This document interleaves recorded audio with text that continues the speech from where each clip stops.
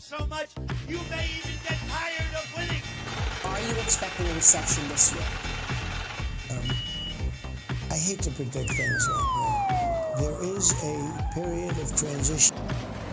It takes a little time. Welcome to Is It Bad for the Economy, the podcast where we explore whether Trump's economic policies are helping, hurting, or just a load of hot air. I'm Democratic strategist Kobi Tirey, and I'm trying to figure out how Democrats can finally get the credit they deserve for their economic performance. And I'm joined, as always, by my co-host, Banker Bill, the anonymous financial practitioner doing some great work at a bank you've definitely heard of.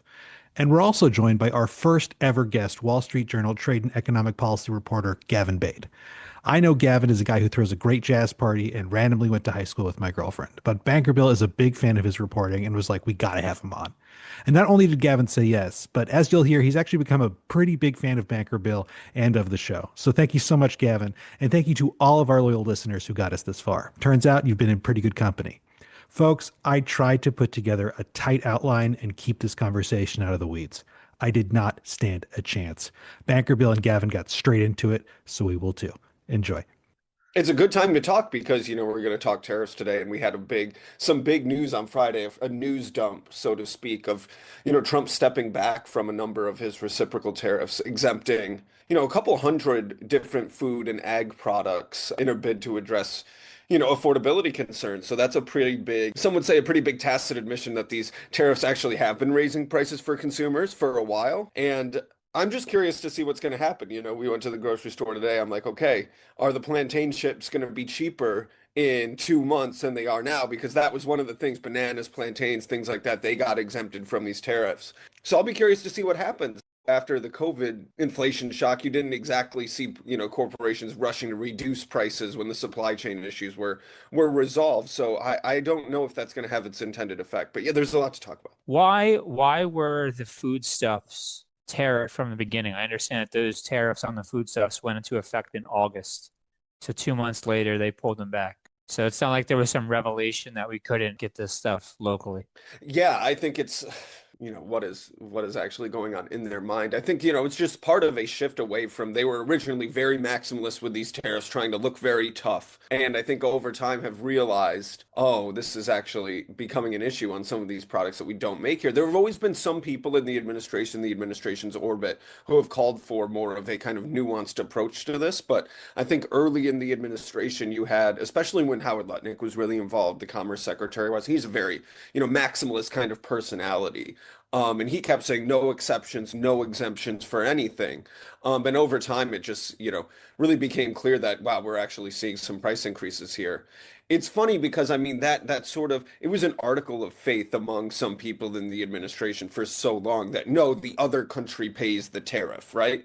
And while it's true that exporters may adjust their prices a little bit, Bill, you were saying Goldman Sachs estimated that 80% of the tariff impacts were being borne by U.S. consumers. I think that, especially after the kind of electoral shock or mini shock they got a couple Tuesdays ago, they said, oh, shoot, really, we need to modulate here. So, of course, they're not admitting that this is a backtrack, but it most certainly is. I think it was between 85 and 90 cents of every dollar in tariff revenue was being paid for by either the U.S. corporate, so the local domestic firm, or the U.S. consumer. Yeah. That's a lot. And that's a lot more than, someone like, Scott Bessent, more than he would cop to, more than he's said, in congressional testimony and stuff. So I think you're just seeing them kind of crashing headlong into reality right now. The grocery prices are higher. And people don't like that. They're underwater on the economy. They need to shift. So yeah, in more ways than just one, I think they're kind of modulating their approach here. What does that mean for the tariff revenue, which was used as a cudgel from everything for stimulus checks to new investments to reducing the deficit? I think, it'll bring it down a little bit from what it would be. I haven't seen any estimates quite yet of, okay, taking all of those products, those exempted products, add them up,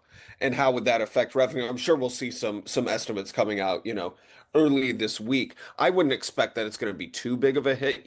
We're still importing a lot of different consumer goods. We'll see how much further they go with this. I could see these exemptions kind of expanding over time as well. And so maybe that gives a little bit of price relief for consumers going into the midterms. But like I said, I don't know if, once you let these corporations raise prices like this, a lot of times they don't bring them back down. So, I think we'll have to see how sensitive they are to that in the months to come. Well, my big question is just, do we think this is here to stay? Are we convinced that these exemptions are going to be in place for the next 6, 12 months? Or is Trump just going to upend this again on a Truth Social post at 2 a.m.? From now on, we are going to get walkbacks. They're negative on the economy. The economy was slowing when Trump came into office. We knew that. We knew that was part of the reason why inflation was coming down. They put the tariffs on, and it's been a straight line. Inflation's been going up since, on a year-over-year basis, since April. On basically any measure, CPI, CPI-X food and energy, PCE, PCE-X food and energy. I think maybe one of those four are going their way. The other three are up. I think you'll see, from a broad perspective, mostly walkbacks, but they're also they're modulating which tariffs they're applying, right? So while they're kind of drawing back some of these reciprocal tariffs, they're also expanding other tariffs, these so-called Section 232 tariffs. These are the ones that are on individual industries. So steel and aluminum, automobiles. There's an investigation into semiconductors we expect to come out in the next few months. They're actually taking these and really dramatically expanding the scope of those tariffs. So like the automotive tariffs and the parts tariffs, there's actually a process where U.S. companies can apply and get more components covered by the tariffs. The same with the steel and aluminum ones. And so I think overall it's a walkback, but you're also seeing them kind of push forward on these Section 232 tariffs as well and expand those. And that's important because those are not very legally vulnerable, right? Like we just had the Supreme Court hearing on the reciprocal tariffs. By all accounts, did not go well for the administration. So they're thinking, oh, if we can just lean on the 232 tariffs, expand their coverage, maybe we can get most of the economy and most of the sectors that we want covered, the really strategic ones to them, like steel and aluminum, like automobiles. Maybe that is a more appropriate use of the tariff authority than just covering everything. I think the more serious protectionist voices in and outside of the administration, that is what they are kind of pushing for right now. So I think that's what we'll see in the months going forward too. So the tariff revenue has been about 30 billion for August, September, and October. Month or combined? A month. Do we think that's going to go down in November, or are those tariffs going to just all even out? I think it'll go down, but not significantly. I'm having a hard time kind of thinking about, okay, how much of Right. these, however many dozens of, HTS lines, how much of U.S. trade does that I really think the apply consumer to? basket for food is like 80% domestic, 20% foreign on produce and Yeah. groceries. So if they cut that, I mean, there'd be some relief, but that's not where you'd probably see the biggest component. Yeah. Yeah. And I think you're going to see, obviously, we're going to buy a lot of tariff goods over the holidays, right? Even as consumer sentiment is a little bit down, there's still going to be more consumption around the holidays. And so you'll see that, it'll kind of even out from that. So I don't know really how that's going to play into the estimates. So, I mean, we'll see we'll see what they come back with. I think another issue is, now that we have this kind of tariff pause with China, or this kind of tacit agreement not to do too much over the next few months. Well, what does that mean for future tariff actions? Are we going to, put tariffs on legacy semiconductors coming from China, for instance, as part of that 232 investigation? What about the critical minerals investigation? My understanding is that the Chinese did not bring that up during these talks. And so there's a lot of these 232 investigations that are open into specific industries. And so do they give China a pass on that? Do they kind of kick the can down the road? I mean, there's a lot of open questions right now. And I think in a way, they've just painted themselves into a corner on these tariffs because they went so maximalist, first of all, and they want to look so tough, and it underpins all of their negotiating leverage. But now the only thing they can really do is pull back. And I think that's the case with China as well. Xi Jinping doesn't believe that Trump can sustain a 100% tariff on the world's second largest economy because we just can't. The markets won't tolerate it. And so whenever he goes and throws out that sort of threat, it just doesn't have that much sway with them anymore. So I think you saw them really going into these most recent discussions with the Chinese kind of in a worse negotiating position than before because they had gone so maximalist. So maybe a case of too much too fast on multiple fronts here. So we've been arguing that the United States has lost a lot of leverage and that China's playing hardball precisely because they can in this moment. Do you think that's right? Or do you think that we're seeing a de-escalation that could actually be in place for the long term after this last round of talks? I think that we see a pause, but I'm very skeptical on how long this is going to last, right? How long until the U.S. does something that we think is outside of the scope of the deal and the Chinese disagree and they retaliate, right? I give it a few months probably, but you never really know. I do think that the Chinese went into this round of negotiations in a better position just because they really realized and were able to demonstrate the chokehold they have over the U.S. economy with their control of rare earths processing, right? That's not going away over the next year and a half in the most optimistic scenario for the US. And I think, like I said, the Trump administration kind of painted themselves into a corner by going so maximalist, 150, 45% tariffs, is what we were looking at earlier this year. And they just demonstrated that the markets will not tolerate that, right? The US economy cannot tolerate that. And they don't have the stomach for it.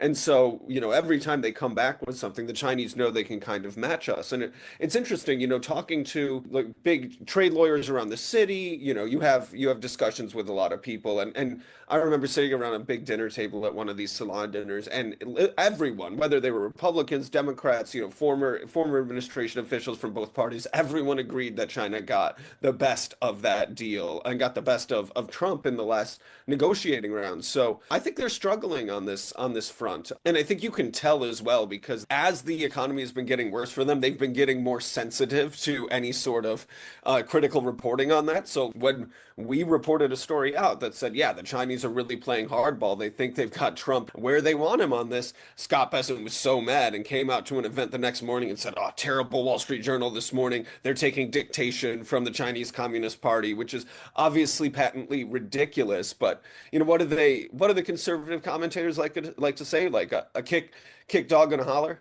I feel like they're really doing that. You know what I mean?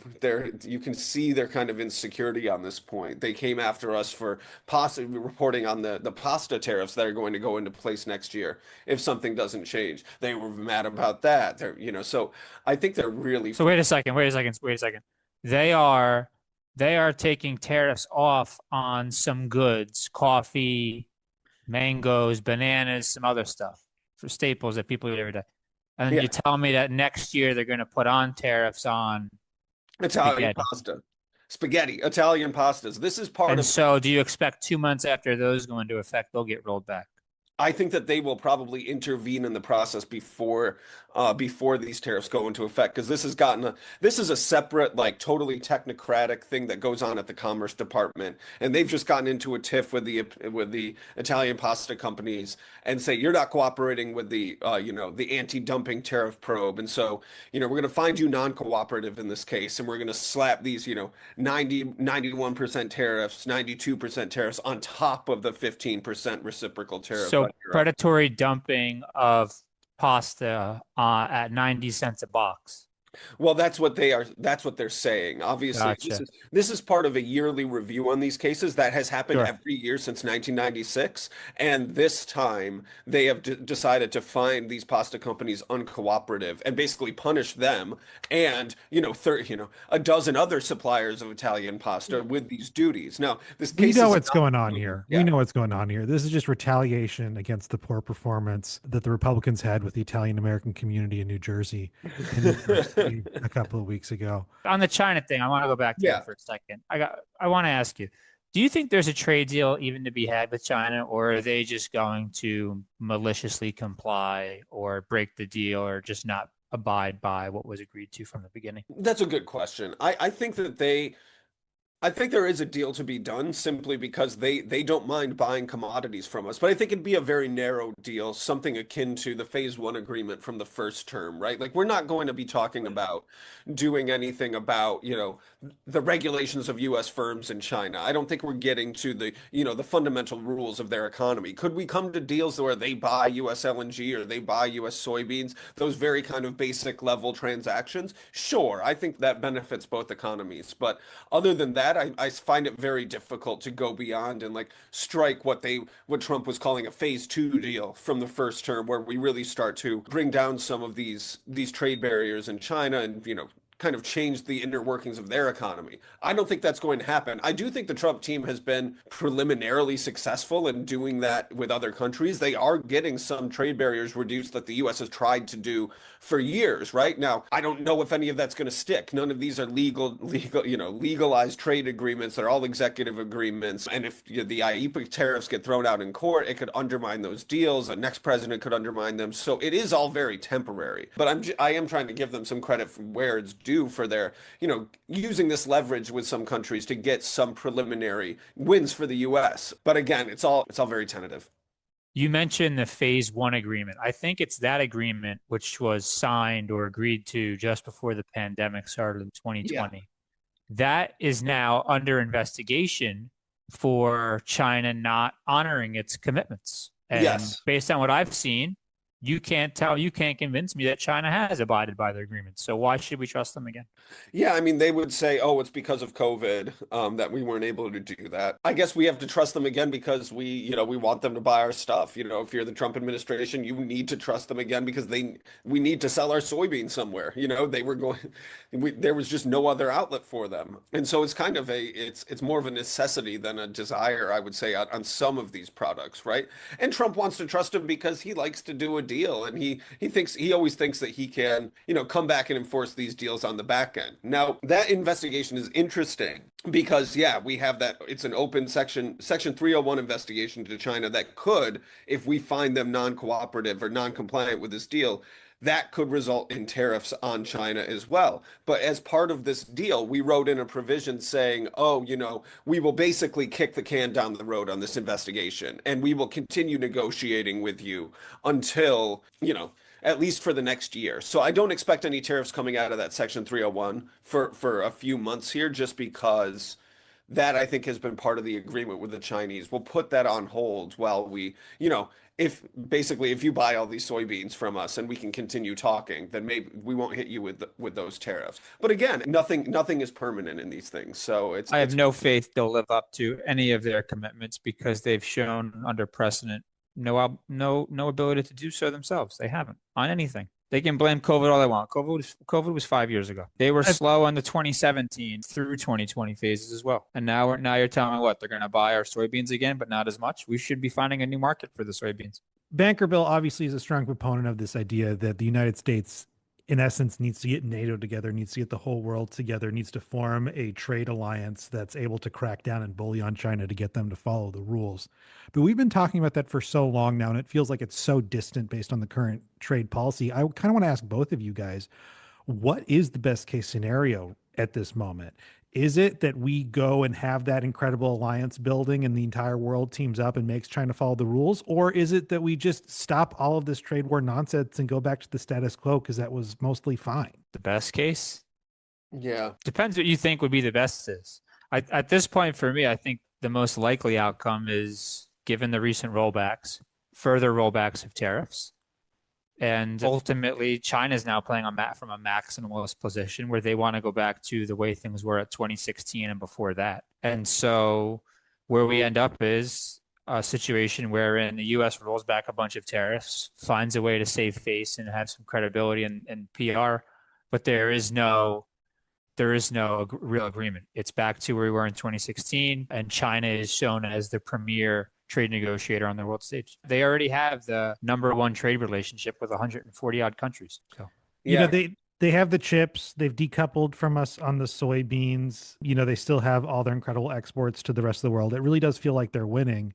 But for the U.S. consumer, does anything matter besides low prices? The manufacturing's not going to come back. And if it is, it's not going to come back for another 5-10 years at the very least. But when we talk about the things the trade warriors want from the Chinese on the trade war, it's stuff like the ability for American companies to sell in Chinese markets, the ability for Americans to invest in Chinese markets like they not going to happen. Markets. Not going to happen. Well, okay. And my question is just like, do we even care about that anymore? If this is what escalation gets us? I think the best case scenario from a U.S.-China perspective is kind of, what you might call strategic decoupling, where we still have, some trade in consumer goods, non-strategic consumer goods, and we generally disconnect from them on national security, contingent sectors, right? Whether that, and, there's always a discussion about where you draw that line, right? And I think most people in Washington who are China policy analysts have a version of that thesis as their kind of end goal, right? Whether you're Jake Sullivan or Donald Trump or whoever. I think we're talking about how do we get there. And, I think we've made it arguably more difficult to do the kind of upside of that by having this, on again, off again trade war with them. I think it's the best case scenario is like cooler heads prevail on the common everyday trade, and you gradually through negotiations and mutual understanding kind of decouple the national security sectors. Whether that can be achieved, I'm not sure, but I think like that is what most policymakers here would say. Well, I want to ask you about the flip side too, though, because I think we all feel like China's winning, but we also hear all these grumblings about weaknesses within the Chinese domestic economy that could bring them down any moment now. Do they feel like they're winning? Are they doing a little victory lap, or are they worried that their own house of cards is going to come falling down? I think it's a little bit of both. I certainly think that they feel like, when I talk to my colleagues who have sources over there, I mean, if they feel like they had a good round of negotiations here and they were able to kind of bring the temperature of the situation down a little bit to a manageable level. Obviously, they've got a lot of challenges they need to address, and I'm not up on them enough to really talk about them intelligently. But I do think that they feel like they're in a good place right now relative to earlier in the year and probably relative to, during the Biden administration. So I think one thing that is challenging for them, though, is that the U.S. has made some strides in getting other nations to stand up to China in some of these trade agreements. There are some tentative provisions in these, like in Southeast Asia, saying like, well, we don't want you to allow the Chinese to transship goods through your economies into the U.S. And we're going to set up rules of origin with you that prevent them from doing that. And I think that that is a big goal of the China hawks in this administration, is to prevent China from getting around our tariffs and other trade sanctions. So, there's been some tentative moves in that direction from these nations. But again, whether we can make any of these things stick is very, very much up in the air. I would just add locally a couple of things to China. So their Chinese aggregate demand, their consumer demand, isn't nearly as good as the United States. How does that manifest itself? Is the Chinese, through their single party, the way that they do their economic planning, they keep everybody working. They produce all these goods and they get that out of the country to whoever will take it. For a long time, we're the takers of that. Whatever the Chinese are making, they will dump on us. They have an aggregate demand problem where if other countries stopped importing their things for whatever reason, whether it was important stuff to bring in or not, purely discretionary things like sneakers or whatever, that would hurt China. That's the driver of China's economic model right now, is the export markets, because their local demand is poor. They're also still recovering from a Chinese property crisis where they overbuilt housing in almost all forms and regards. That's been going on for 5 years, and that hasn't come back, and that's contributing to the lack of aggregate demand. So I just want to make clear, I think the U.S. is right to pick a trade war with the Chinese. I think the way that it's being carried out or executed is the worst of ways in which it can be done. Nonetheless, if we change tack right now, we could still, quote, win it, depending on what your definition of winning is. Mm-hmm.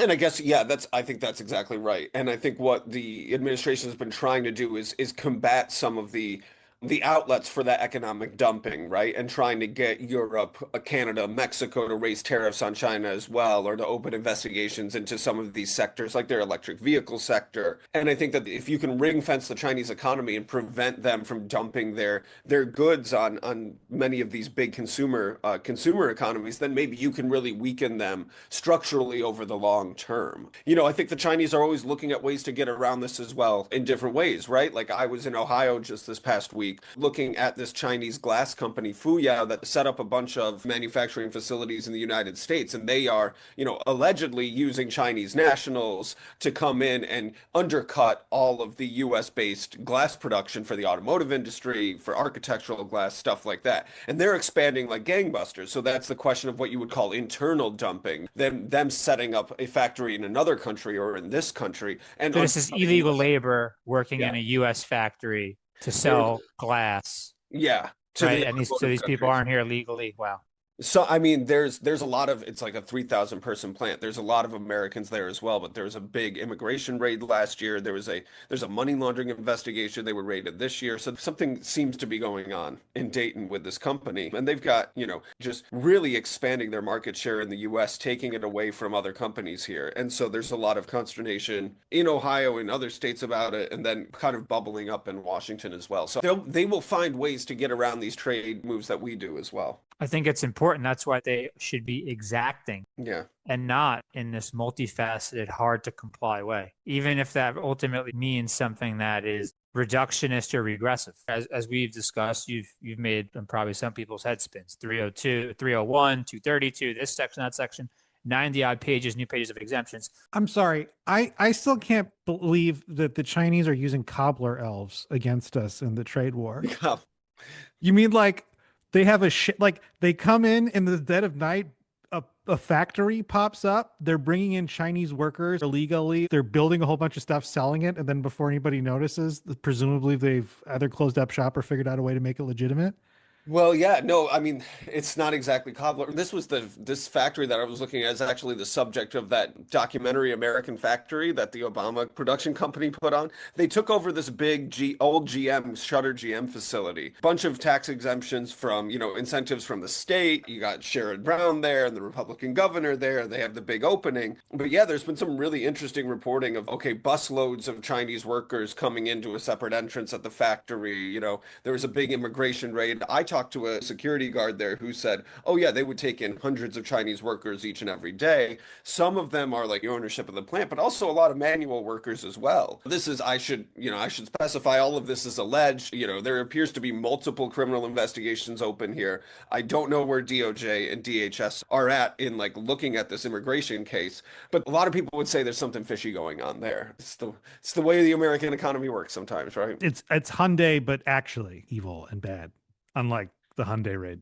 Right, right. And people are wondering, oh, well, if this is actually such a bad problem here, why are we not seeing more action? Wouldn't this be a great headline for the Trump administration? And so this is just one of the things that we're looking into right now. Look out for that one in the days and weeks to come here. Before we move on from China, is there a small little quibble in the trade fight that's either been far dumber or far more interesting than we might have caught on just listening to the regular news? A classic when you study the EU. A classic one is the curvature of bananas. The EU passed a agriculture regulation in order to protect their consumers. They could only eat bananas with a certain curvature because it turns out that bananas grown in Africa have a certain curvature and bananas grown in Central America have a certain curvature. And that's how they got around it. Have we come up with any funny little? I don't know of anything so specific as to that, but I think one of the things that I've been surprised about is like, okay, you have these tariffs and Banker Bill, I appreciate you kind of breaking it down because I know I'm getting so jargony with the different sections of the tariffs and stuff. But you've got the tariffs on individual industries, right? Those are the 232s, automobiles, steel and aluminum, others. Then the reciprocal tariffs, which are just on each specific nation. And then there was also a move. There was a big tariff exemption for small goods, small shipments. It was called the de minimis rule. It used to be if you got something from, a retailer in another country, maybe it's a Shein package. If it's under $800, it can come in tariff free. That is gone now. And so if you are ordering like a specialty product, something that is not going to come in on like a pallet sized load, if you're ordering that from another country, now you're going to have to pay a tariff on that as well. We ordered something from, some soccer item for a friend's baby from a shop in the UK. The UPS man showed up to my door and made me pay a $40 tariff right there. He had a credit card scanner with him. And I'm like, that is crazy. Just the friction that puts into the global trade system. I hadn't, there's been some reporting on that, but I really saw that come home in my own life. Like, oh, you have to pay the tariff right at your doorstep, sir. That's insane. We had 3 of those in my family this week, actually. One was my uncle went to Italy. He bought like a $6,000 painting and ended up having to pay $1,000 tariff, even though he was under the understanding that art is supposed to be exempt. Let me know if that's true. My dad is doing some work with a company overseas, and they get a free sample, like a free test sample for the thing that they're manufacturing. I think they're manufacturing it in India. He ended up having to pay a $5 tariff on the free sample kit, but the tariff itself was a 20-page document. that had to be put together. So it feels like somebody's making more money on putting the tariff documentation together than the tariff itself. And then my brother lives in Germany, and my mom was sending him a birthday gift. And apparently, in retaliation, the EU now has a very strict limit on its de minimis exception. So apparently she looked it up and it was supposed to be 150, but she got to FedEx and they're telling her any gift that's more than $45, you have to pay a huge tariff on it. So he's actually going to have to pay to get his own birthday present in a couple of weeks here. I mean, I think you can understand, from a certain standpoint, the motivations of protectionists in both parties who want to, protect certain, large manufacturing industries, national security, concerned industries. I think it's much more difficult for that argument to resonate with Americans over consumer goods like that. That's the type of thing that really, people look at and say, this is something that is not going to make me happy about the economy and the people who are running it, right? I'm trying to be even-handed with that, but those things I think really can annoy people over the long term. Well, I think that gets me to the biggest question I actually wanted to ask you. As you're talking to the elites, the academics, the economists, and also some of the business leaders, what is their vibe? Because to me, it seems like there's two obvious options. Either it's K-shaped economy narrative, they're doing awesome, they're pumped, they're feeling great, or it's the cracks are starting to show in the economy and everybody's holding on for dear life, hoping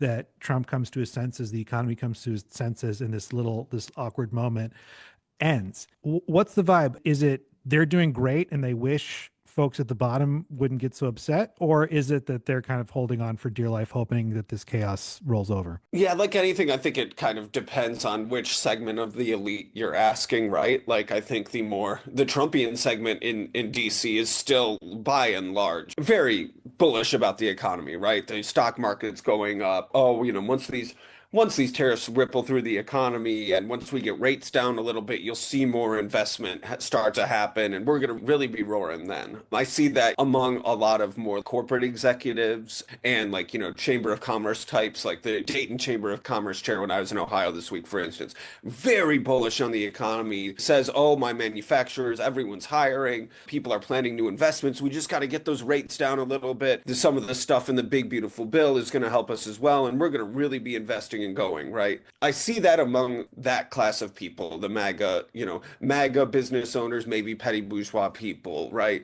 I think when you go into more of the professional managerial class or people who are not overtly MAGA, it's a much more difficult situation, right? I think normal everyday consumers are really feeling the pinch of prices. Even if they've got a price increase, they don't feel better off than they did at the beginning of the year. There's definitely a K-shaped economy narrative going on here for me and I know you guys have talked about that before, but it does seem like, people who are running businesses and people who have a little capital in the market feel like they're doing really well, right? But that bottom 2/3 of the economy is really struggling. And I definitely heard that when I was out in the Midwest this week. Yeah, I think I see the flip side of it among, the elites in Washington and people who are, going to the Met Club or the Neds Club. People with money are doing great, doing better than they were at the beginning of the year. People without that capital are not and feel like they're doing worse. So yeah, I guess K-shaped narrative is the only way you can describe it. They're not worried about a bubble. You don't speak that into existence in the business community, Kobi. That's only for talking heads. We never actually talk about that in real life. No one's sitting around in an office. Hey, are we in a bubble? No, we're just trying to make deals. I think there are policymakers and people talking about a bubble. I mean, there was a big chart layout in the Journal this weekend about, is this an AI bubble? What are we looking at here? So there's more and more discussion about that among policymakers. There's been a lot more discussion about that in the past 6 months in DC than there was before. I just think it's some of the things just start to feel a little bit fishy. Like, Banker Bill, you were talking a couple episodes ago about these small modular nuclear companies that have never made a product, have never even gotten through the whole permitting process, and are hundreds of billions of dollars in valuation, Yes. right? Yes. Pure plays, and I'm count me as a little skeptical, right? Like I used to be an energy, I cut my teeth as an energy and utilities reporter, and these guys have been saying this thing is right around the corner for the past 10 years. And like it'd be great if it is. I would love to see that happen. But you've never produced a product before and you have these huge valuations. I mean, Banker Bill, tell me how normal you think that is. I mean, that starts to seem bubblish to me, but I don't know. I let my wife handle the investments. I would say, look, the only company that's these companies that are on the cutting edge, let's say of AI and are AI adjacent, like the nuclear reactor companies, the only firm that comes to mind that promised so much and was able to even come close to what they had promised over the last cycle is Tesla. So that's a one of one. No one else has done that. With a ton of backstopping from the government, right? And I was just going to say, Elon Musk has needed a lot of help. Multiple times, yeah. So, but look, if they can get, if those guys over there at SpaceX can get rockets to land back down after taking off, maybe we can get Toyota Corolla-sized nuclear reactors. That's a good way to put it. Banker Bill, I wanted to ask you, because I've been thinking about this a lot. How much do you worry about all these headlines? Because I'm not very sophisticated financially, right? I just look at the tariff code. But like, how much do you worry about this sort of all of these reports of different self-dealing between the AI companies and the chip companies, and like people are making deals, and I don't know how else to describe it, but some of this seems like a little bit imaginary. You were talking about it a couple weeks ago, and I wanted to I think there's been more and more headlines about this. These deals raise concerns of complexity and I would say counterparty and credit risk. Fraud risk is in there too. Much of these are typically predicated on, and I'm not saying this is or isn't, but it does seem like there is some self-dealing. But there's none explicitly. All of these commitments seem to be for things that are supposed to come into the future. Mm-hmm. And where these agreements have fallen apart in the past is you get ahead of yourself and someone in the agreement can't meet a commitment. And that commitment leads to a waterfall effect that rides downstream and affects all parties to the agreement. And it seizes up and falls apart. And either somebody goes bankrupt or somebody needs to be saved, or all the companies come crashing down. Yeah. And then in that case, it would take the adjacent sectors with it. So suppose the fanciful ideals of OpenAI partnering with NVIDIA, partnering with AMD, suppose all that works out. That's probably very good for Aqua if they can make a profit, right? Yeah. Or if they can make a product, never mind a profit. Yeah. Or new scale. If it doesn't work out, or if it's even only half of what we think it's going to be, probably not good for the adjacent sectors. Yeah. Which, but that you just don't know when you're in it what it's going to be. You don't know if what you are committing to is going to be pixie dust, or if you just overinvested and now still have these capital assets that you can move. Mm-hmm. Ultimately, even if this doesn't work out, it seems like our cost of compute is going to crater, notwithstanding the problems that we have with power generation. Mm-hmm. On the other hand, you can't eat cost of compute. So people are frustrated that, goods prices, food prices are rising, continue to rise over the last 5 to 6 years. And yet, I think a TV's probably never been cheaper. Mm-hmm. And you can access Chat GPT and ask it 1 million questions a day for nothing with no ads. Mm-hmm. That's where we are right now. That's it. Who's in more danger? Google being in bed with OpenAI and the chip makers, or the NFL being in bed with the gambling companies? Who do we think is going down first? Neither. I think just the all NFL, a scam economy. Yeah, the NFL is running games just because they can in Europe, and they're selling out every week. And then Microsoft and Google or Alphabet have the fortress balance sheets and cash flow that if these investments went belly up tomorrow, I think it's a hit. It doesn't kill these companies. Maybe it doesn't kill those companies, but I can see it really impacting all those adjacent sectors, right? And so yes, my nightmare scenario for the economy is like, you see some sort of deflation of these AI assets, and then all of a sudden, all of the rest of the adjacent sectors that rely on these take a hit. Then the markets are taking a hit. You start to see a spiral. People are not investing anymore. And then you don't even have the upward side of the K-shaped recovery. Then you just have, stagflation, right? The first part you said, I agree with. But then you took several leaps down the train of demand's not going to be there, and then we don't have a K-shape, we're only going down. Hey, that can happen. That's my nightmare scenario. I don't think AI right now is even, and I don't know this for a fact, so maybe I shouldn't say it. I don't think the AI spend and investment right now is as big as it was in the ramp up of the late 90s, early 2000s for housing.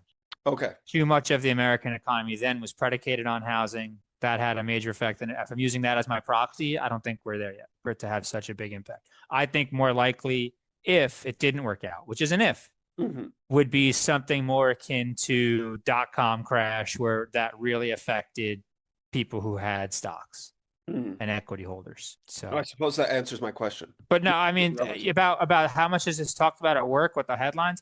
Look, unless it's directly impacting a client or clients bring it up, we're not talking about this stuff day to day. We're too focused on micro issues. You know, company specific, deal specific, transaction specific, right? We may be interested in things like spreads. Yeah. You know, how spreads are moving. If there's a wild reaction suddenly in an interest rate, something like that. But you know, we've certainly fielded numerous calls from clients about the impacts of tariffs. Is this corporate intertangling going to become the new norm? Is this just going to spread to other industries where we see complementary companies just become further financially enmeshed? I could certainly see it happening. I don't think we're doing a ton. You know, there's some politically motivated antitrust probes out there, but I don't think you see the regulators being as aggressive as they were under Biden and Lina Khan, of course. You know, I think we're also seeing, this is not exactly what you asked, but I think we're seeing more and more entanglement with the U.S. government in some of these strategic sectors, right? Like we're seeing a more kind of like state-led capitalism under Trump than I think we've seen in the past, you know, since the New Deal, right? Or maybe since like, you know, the big, you know, domestic defense industrial policies of the Cold War. And I've been really surprised that there hasn't been more outcry.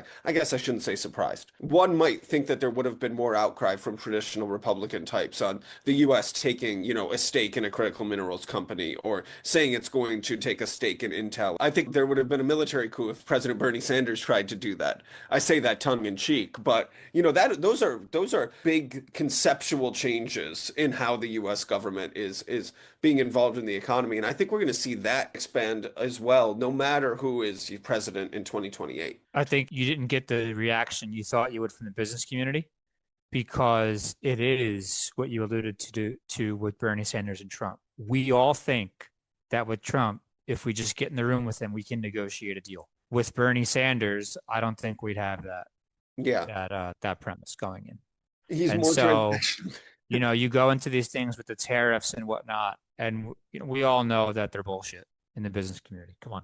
And now we're seeing it. They're saying it themselves. I know I'm editorializing a bit here, but this is just really how I think. We all think that we can go in and negotiate a deal, an exclusion for a tariff, an extension, whatever it is. And so, you know, I think you would see more repudiation of, hey, what is a state capitalism? This is America. If people didn't think they could walk in and negotiate a deal that would benefit themselves or their company. Yeah. Well, I would say I think that's true for large corporations and people whose company's leadership have personal connections with Trump or Lutnick or other people around him. But I get there's a lot of bitterness from small and medium-sized companies that don't have Howard Lutnick's phone number and can't just call him up and say, hey, I need some relief from the auto tariffs. I'm a tier 2 supplier in Western Michigan or something, right? You know, Mary Barra can do that, but there's no formal exemption process like there was in the first term for the China tariffs. It's a much more personally transactive, you know, call up one of these guys or get in the room with them. And to do that, you need a certain amount of size and political capital, right? It's not even, and Trump doesn't really like dealing with, and his team doesn't really like dealing with the industry associations, right? Whether that's Business Roundtable or the Chamber of Commerce, he wants to talk to a CEO of an individual company. And so that makes it a lot more difficult if you're a smaller, medium-sized company to make those kinds of deals. And so, you know, maybe just another instance of the little guy getting hosed. I do hear that a lot from different sources. It makes me so angry that still business leaders would rather be humiliated by Trump and have to lose sleep at night knowing that whatever deal they negotiated with Trump could get overturned by a Trump social post tomorrow, you know, than having to suffer through a small lecture from Elizabeth Warren and Bernie Sanders when you know they're negotiating in good faith, you know they're being transparent, and you know they're going to follow through on whatever you actually deal with them. I get that liberals can be annoying sometimes, but how can Bernie Sanders really be scarier than having to wake up one day and check whether our entire trade policy with Brazil has gotten overturned because of some court case that you've never heard of before. And I think that was on my list of questions I want to ask you, or is tangential to, we're furious here that the capitalists aren't playing by their own rules because Trump's going after the Fed and nobody's saying anything. Trump's really messing with the money, with Liberation Day, and nobody's saying anything. Banker Bill pushes back on me a lot when I say this because he's saying if you really paid attention, if you read Gavin Bade in the Wall Street Journal, if you engage more with not the regular news media, but the business news media, you see this criticism. You see people rallying around Powell. Where do you fall in that? Do you think that media outlets like the Wall Street Journal, people that should be friendly to the Fed, are doing enough to stick up for them, or have you been surprised that there hasn't been more pushback on what we sort of traditionally thought of as red lines? Yeah, I mean, I think there's a few different ways to there's a few different ways to push back, right? And I think you do see some people, not as many as I would have thought, but there are. I'm struggling. I guess I'm struggling to come up with a good example. So maybe that tells you something. But of people speaking out and saying, "Hey, we think Fed independence is important." But that's one thing. Another thing is trying to do something politically with lobbying, or there's saying and there's doing in this town, right? And I think you would see a lot more skullduggery under an activist left administration than under this populist activist administration. So I guess I've not really seen a ton of pushback in a way that they would attack certain policies they really don't like. And I agree with Banker Bill. I think it's because a lot of people just think he's transactional. He talks in a way, he deals in a way that they are very familiar with. He is he's a CEO president, and I think they are very comfortable with not only that sort of way of doing business, but that personality, right? Knowing how to, you've met guys like Trump at other companies you've done deals with, right? And you know how to kind of handle that. Whereas someone who maybe can't be bought off as easily, either ideologically or monetarily, someone like a Warren or a Bernie, it's probably more difficult for them to deal with. You know how to deal with Trump. Everyone knows how to deal with Trump. Look at what the Swiss just did. We had a great, my colleague in Switzerland did a great article of them, bringing in, oh, we're going to bring you this big engraved gold bar, and we're going to, lavish you with all these gifts. And that is what Tim Cook has done, what everyone has done. You can say that's just all for goodwill. And I think, it would be far from me to directly insinuate any sort of impropriety, but I can point out that people think they know how to deal with him. They flatter him, they give him gifts, they say how great he is. And that, in a lot of cases, that gets results, right? That is a value neutral statement. That is just an observation of what's going on. But I feel like they know how to deal with, they feel like they know how to deal with this guy. And I think that is why you see them kind of, swallow hard and keep their head down and say, well, we can live with this. I'm not surprised to hear that Switzerland's having a lot of success applying the Nazi playbook to Trump. For me, it's the stability. It's the fact that he wakes up one day and decides that he doesn't like a Fox News headline, and it all goes poof. And to me, that's what makes me upset. Is I thought that stability was supposed to mean something. I thought that creates winners and losers. Yeah, I thought that slow, steady There's winners and losers. Yeah. So his tweet there, whatever he is that sends out, somebody loses on that, and somebody else is a winner on that. That's the micro of it. Banker Bill, I wanted to ask you about this as well. What do you think of like some of these accusations of, people who appear to have gotten can trade ahead of some of these big tariff announcements? There have been a few analyses I've seen that like, okay, right before the Liberation Day announcement, a few big traders like, place some incredibly well-timed and lucrative trades that kind of look to get ahead of some of these announcements. Do you guys in the finance industry, do you think that there's something going on there? Does everyone feel like that's something, usually there's something that goes on in cases like that? How do you see that? Yeah, that gets talked about more often. It looks like there is something to it. Unfortunately, the people that seem to pay the largest price for doing those kind of things is some intern who made $30,000 and just didn't follow the right steps.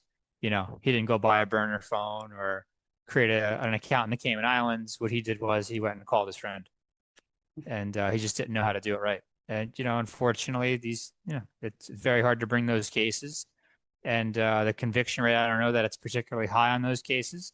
But yeah, I mean, it's right there for you all to see. and it makes it easier with things like the 0 days to expiry options. What is that?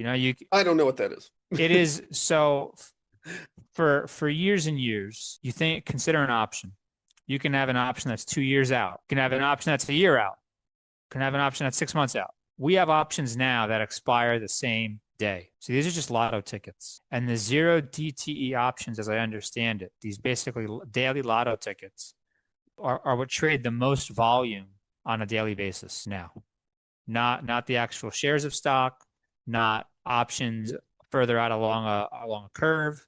No, it is the 0 DTEs. So you get in, you expect that there's an announcement coming, and you go in and you buy 0 DTE options for some outrageous strike price.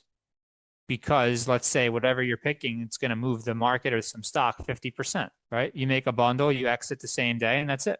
I'm simplifying, but that's long and short of it. Using the 0 DTEs has made it easier to do, easier to engage in, and maybe to an extent actually easier to notice. But yeah, I mean it's not something that we're for. I mean, all of us at banks, we're all heavily restricted on what we can invest in. For the most part, we can't invest in any individual stocks. We are only allowed to invest in ETFs or mutual funds where no single holding in those funds even exceeds 10%. Right. So there's even some index funds that you might be able to go out and buy, and you don't think anything of them.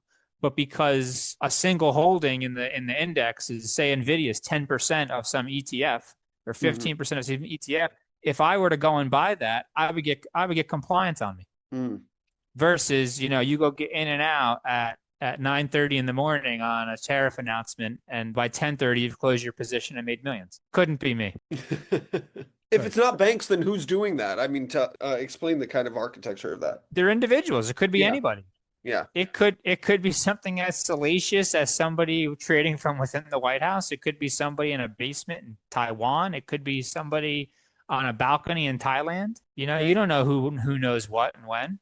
And then how they move the orders through the system is anybody's guess. That's what makes what those people do an art form and makes them hard to get caught. I read a report this week. Somebody was overheard saying, I can't believe all these Republicans are doing all this corruption. Don't they realize the Democrats are going to win again?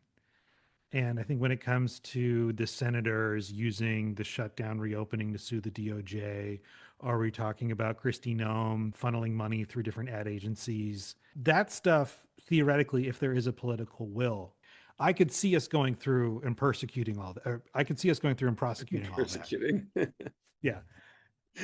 Gavin, I'm going to edit that out. Don't you understand? The reason I say everything twice on this podcast is so I can pick the best take. But no, we can go back and prosecute all of that sort of standard government corruption. This stuff that you guys are talking about, though, right now, once that trade is done and nobody's caught it, that's over, right? We can't undo all of this insider trading, can we? You need a couple things. You need someone who wants to investigate it. And two, you need a victim who would pressure someone to investigate it. And somebody who bought 0 days to expiry, same day expiry call options on take your pick, it's not going to be easy to find a victim. Everybody's out there saying, look at all this bullshit. And there's no lawman grabbing people by the ear right now. And there's really no victim. Because the victim is the opportunity cost, is the trade that was right. Who's on the other side of your trade? How many thousands or millions of people are on the other side of your trade who just lost at varying amounts, who got in at different times, totally undistributed, not cohesive. But look, you want to go back and prosecute all the fraud in government. Go back to the financial crisis. I think one person went to prison, some French guy. That's it. So I wouldn't hold my breath on anybody being prosecuted either for government corruption or insider trading of trade tariff announcement. Look, on this podcast, we will never forget Martha Stewart's sacrifice to the Great Recession. We should probably start. Can we go back to that world? That would be a good world to go back and live in. Think about that. She would never go to prison today. Do either of you think she would? No, she would buy $100,000 of Trump crypto coin and she'd be all set. It's down 97%, I think, since it debuted, by the way. But go on, next. Well, my last silly question that I was going to ask you was, from education to national defense to Nicole Kidman movies, Holland, Michigan keeps finding a way to weasel its way into the national spotlight. What's the next way that Holland, Michigan is unfortunately going to, or maybe fortunately, going to pop up in the national political picture? I think you could see a competitive congressional race out there in the next few years, I would say. I think Holland is really interesting because I think it's really kind of like the bleeding edge of the culture war in the United States. You have this kind of blue city with a bunch of Chicago transplants, a lot of professional class people versus a very, very red county on the outside. And I think like you're just going to see more kind of flashpoints of that going forward. I think, political operators in DC, like the most diehard, like Democratic political operators, have no revolutionary tendencies stronger than a Midwestern wine mom. Like they are really down. And on the flip side, more diehard MAGA people than a small business owner in like Port Sheldon Township, Michigan, or something like that. It's really palpable, kind of. You see the societal disconnect in a lot of ways, and that sometimes worries me. You know what I mean? Thinking about the friends back home and my family and stuff like that. I'm like, are they kind of segregating on ideological lines? And it's not that way completely, but maybe I'm seeing it slide in that direction more. So, yeah, I think it's an interesting place. Holland, Michigan. Gavin, thank you so much for joining us. We really appreciate you making the time. We appreciate you agreeing with us so often, and we really appreciate the kind words you said about the past episodes. We're so happy to have you as a listener, and I hope we can now officially call you our first friend of the pod. To everybody listening, thank you so much. Please keep dropping us those reviews, and we'll be back at it in 2 weeks. Thanks, fellas. It's been fun. Yeah. And certainly, yes, agreed with everything and nothing. Only value neutral statements only from this straight news reporter, as always. Trump's made me agree with Kobi more in the last 6 months than I did in the prior 5 years on stuff because of how stupid his shit so is. much, you may even get tired of winning. Are you expecting a recession this year? I hate to predict things like that. There is a period of transition. It takes a little time